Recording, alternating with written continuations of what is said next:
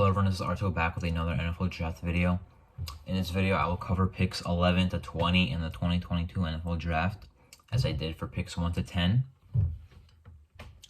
So let's start it off. With pick 11, the Saints traded up to get Chris Olave, the receiver from Ohio State, one of the two receivers from Ohio State. They really need a receiver badly. Michael Thomas is going to come back, well, they hope at least. They got Jarvis Landry, which was after the draft. With Olave, I feel like getting Landry makes more sense because I don't really think Olave will be a receiver one in this league, but with there being less pressure on him, if there's Michael Thomas and Landry out there, I think he can definitely be impactful down the stretch. Jarvis Landry's only on a 1-year deal. I think he can be their future receiver too with Michael Thomas. I think he's a pretty safe prospect, but as I wrote in my scouting report, pretty sure he'll be good in the league. I'm just not sure how good that will be. With the 12th pick, the Lions traded up with division rival Vikings to get Jameson Williams, wide receiver from Alabama. I did not expect this at all.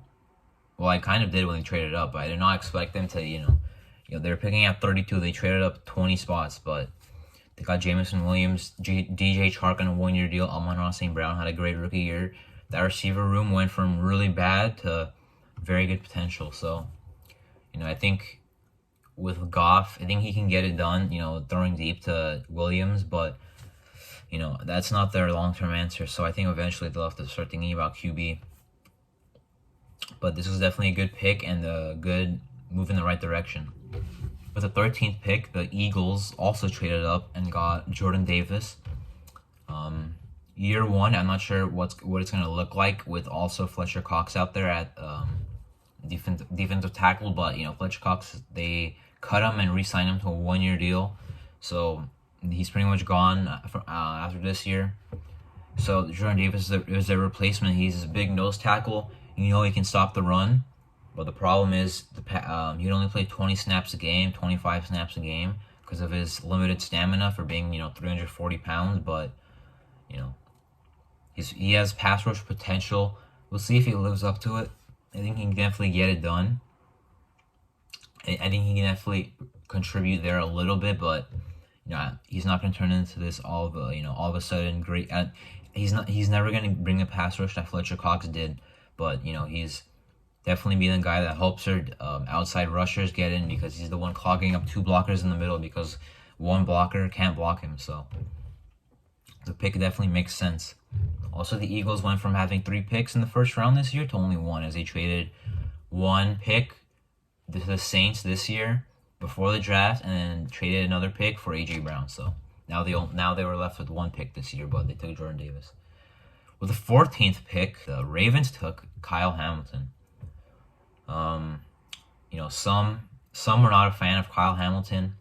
Personally, I was. I think he's the best safety in his class. He can play linebacker. Maybe that's what they're going to do with him. They have Marcus Williams, who I really like at safety, but the secondary looks, it looks like they're not going to let what happened last year happen again.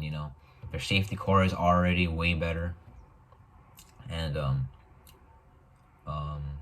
with Hamilton, he's a all-around playmaker. He doesn't have to play the deep center field. He can play in split safety looks or even in the box and still get his hand on the ball and make tackles. He's good in run support as well. They also traded Marquise Brown right after this pick, at this pretty much exact same time. Traded Marquise Brown to the Cardinals for a first-round pick, which they also used, which we'll get into the next video because that was pick 23, I believe. The Houston Texans took Kenyon Green, lineman from Texas A&M. I haven't scouted him yet, but he played some left tackle, played some guard. Texas need O-line. Left tackle is going to be Laramie Tunsil, but right tackle, Titus Howard, 2019 first-round pick. They don't know what they're going to do with him. Maybe they'll keep him at tackle. Maybe they'll move him to guard, but, I think Kenyon Green can do both. But I don't think he's ever played a right tackle in his career, so maybe they want to keep Howard at right tackle and play Kenyon Green at left or right guard. Overall, it's an improvement to the O-line, which they're going to need for whoever their franchise QB is.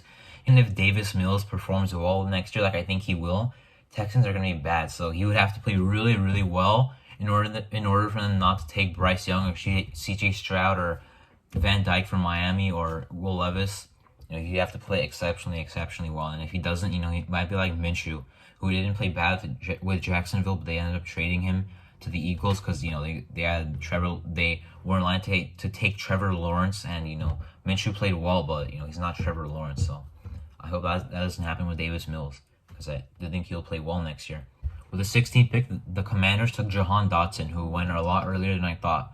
Apparently they really liked him and didn't even have him for a visit because they knew he would, they were really confident how good he was. But I think definitely adding to receiver helps. Looking at their depth chart, honestly, they didn't have many holes. They're not a complete team. They're not a great team. They're not an elite team, but they didn't have many holes. So might as well add some help at the receiver position.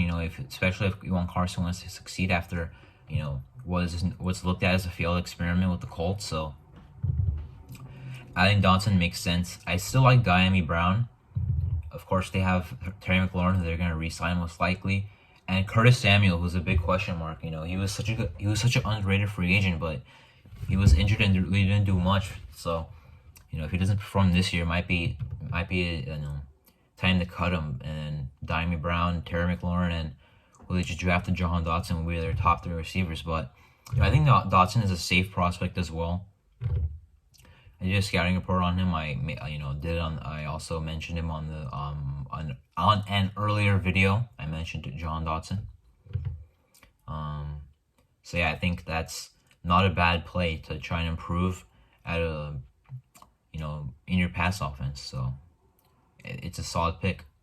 Pick 17, the Chargers took Zion Johnson, guard from Boston College. Now, with Zion Johnson or with the Chargers pick, everyone thought they'd take Jordan Davis if he was there, but he wasn't.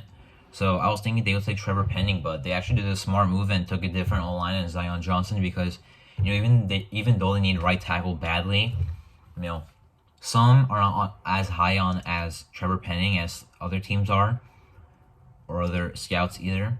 But instead of taking that risk, they took easily the best lineman available, maybe even the best guard, probably the best guard in this draft, maybe even one of the best offensive linemen in this class. It'll be interesting to see where they play him, but definitely improved a lot at O-line with this pick. Right tackle is still probably a need because, Storm Norris not really going to do it for them again. At least get the job done. He might play, but he's not a reliable option, but we'll see.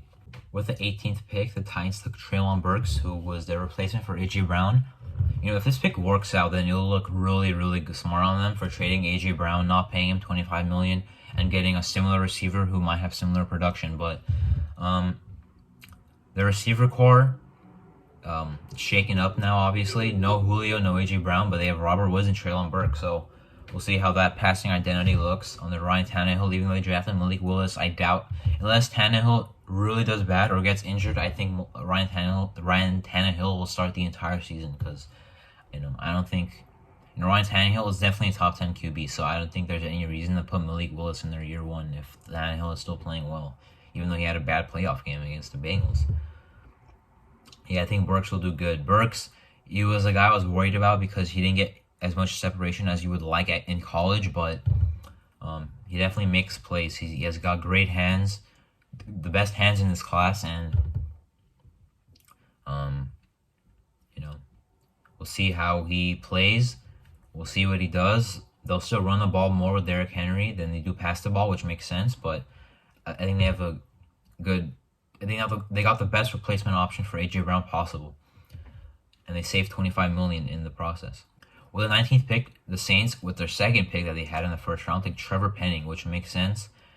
They lost Teron Armstead, who was a left tackle. He went to Miami, so they got another left tackle who was, really big, but he's got good power. But a lot besides that, I've seen scouts worried about him, based off of his technique or some of the problems that he has there. But it's definitely, I think, there are 2 picks and they made the smartest picks I think they could have. Maybe I would have taken a different receiver with the 11th pick, but they still took a receiver and took O-line. So the offense is still the biggest weakness on their team. So improved protection for Jameis, improved weapons for Jameis, and improve the weapons and O-line for whoever the franchise QB is. Jameis Winston 2-year deal. Taysom Hill is not playing QB next year. He's playing tight end. So we'll see what that QB position looks like in a couple of years for them. But at least this year we know Jameis Winston is starting. And finally, with pick 20, the Pittsburgh Steelers took Kenny Pickett, quarterback Pitt. So it must have been smoke screens when a couple months ago, apparently they actually preferred Malik Willis over Kenny Pickett, even though, Kenny Pickett had a storyline of playing from Pittsburgh already. So they ended up taking him anyway. He's the safest prospect in this class for QB wise. But they also have Trubisky. But the reason I think Pickett will start day one is because Trubisky, number one, hasn't been a starter in 1 year. He wasn't very good when he was a starter, and Kenny Pickett is the safest QB option in his class. And apparently other teams agreed, as another QB didn't even go until round 3. So I think he will start day one. Their first game is against the Bengals in Cincinnati. So if that's his first career game, we'll see what happens. But you had to do this pick. You can't roll forward with Trubisky and pretend to try and think you have a chance in this division, because you really won't. With the Browns, with the hopefully healthy Ravens, with the Bengals, who even though most people think they'll regress, I don't think there's any chance they'll be out of the playoffs, but they could be if the Browns and Ravens are really, really legit, which is possible. Ravens, when healthy, I think can definitely win over 10 games. Browns on paper look like maybe the best roster in the league. Will they be the best team in the league? No, but they have a good roster, great roster. But yeah, that was picks 11 to 20 in this year's class. I'm Arto, and thank you for watching.